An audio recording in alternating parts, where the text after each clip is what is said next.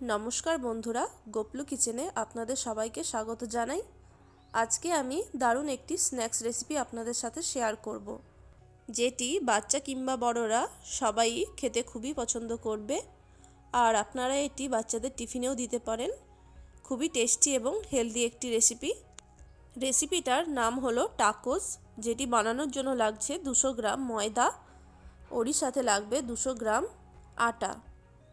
আপনারা চাইলে শুধুমাত্র আটা দিয়েও রেসিপিটা বানাতে পারেন। এবার ওর মধ্যে দিয়ে দেব হাফ টিস্পুন লবণ এবং 2 টিস্পুন সাদা তেল। এবার শুকনো অবস্থাতেই সম্পূর্ণ মিশ্রণটা ভালো করে হাত দিয়ে মাখিয়ে নেব।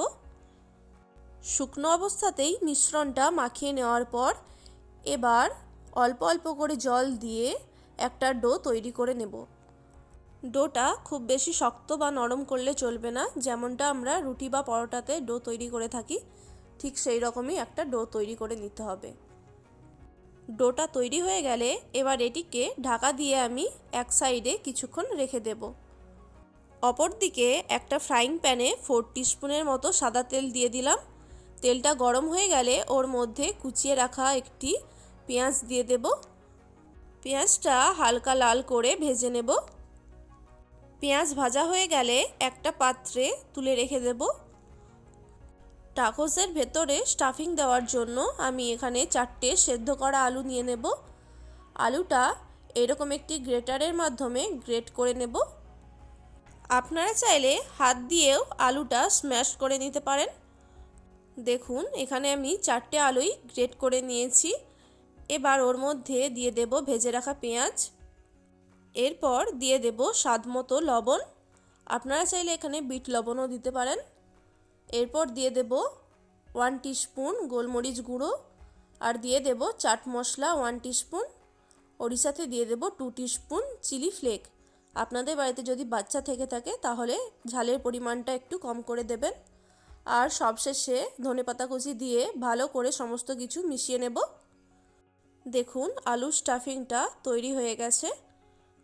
এবার তৈরি করে রাখা ডোটা হাত দিয়ে আরেকবার দলে নেব। এরপর একটি থালার ওপর রেখে পরোটার সাইজে বড় বড় করে লেচি কেটে নেব।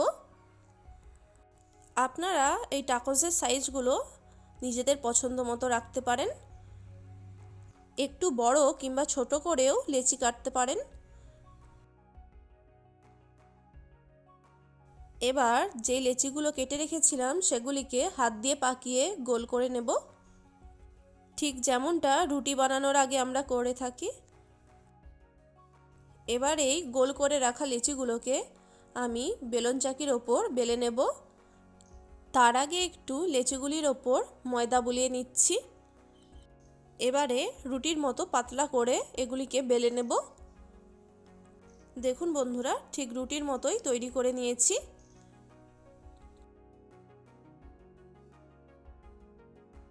টাকোস বানানোর জন্য আমার একটা রুটি তৈরি হয়ে গেল। এই রকমই আরও একটা রুটি তৈরি করে নিচ্ছি।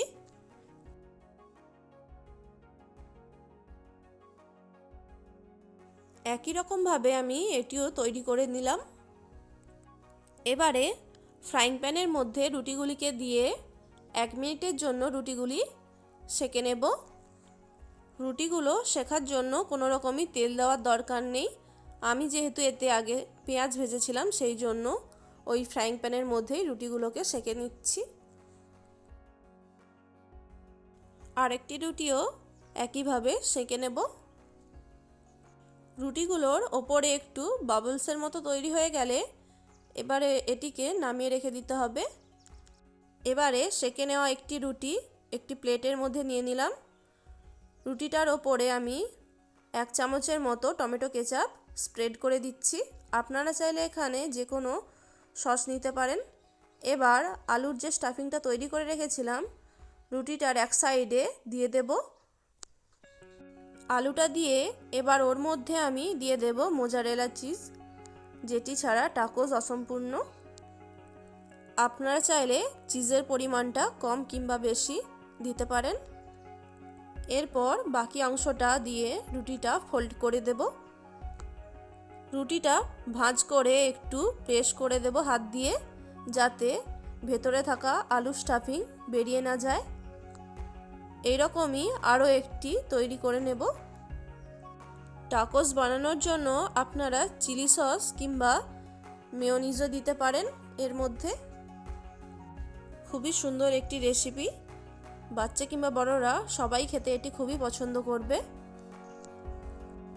আর এটি খুবই অল্প সময়ের মধ্যে খুব সহজেই বাড়িতে তৈরি করে নিতে পারবেন। ইভিনিংয়ের স্ন্যাক্সে এবং বাচ্চাদের টিফিনে দেওয়ার জন্য দারুণ একটি রেসিপি।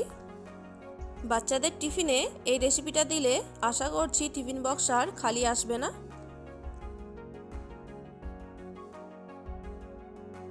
দেখুন বন্ধুরা, আরেকটি টাকোসও তৈরি করে নিলাম। এবার এইগুলিকে তাওয়ার মধ্যে ভেজে নেওয়ার পালা।